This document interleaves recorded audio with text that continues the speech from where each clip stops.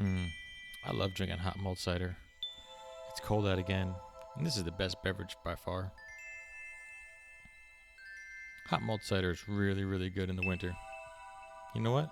It's so good, I think I need to make a video about it and share it with you. That's exactly what I'll do.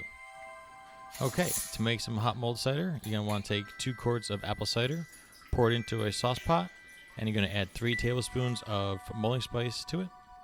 Mulling spice is a spice mixture that contains cinnamon, allspice, orange peel, and clove.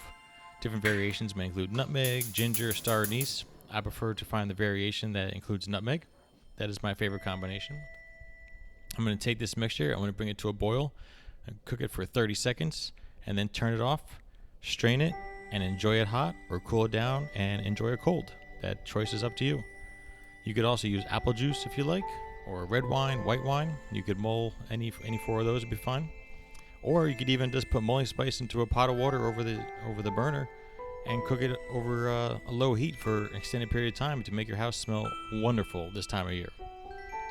Now, when your mulled cider is complete, if you want to jazz it up a little bit, you could always add a little brandy or cognac. Those are classic liquors you could add to make it an adult beverage.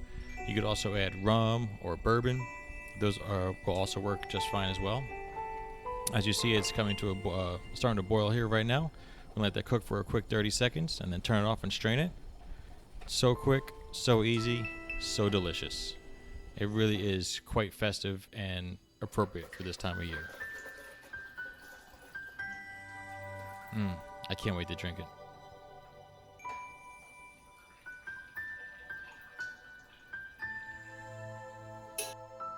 Enjoy.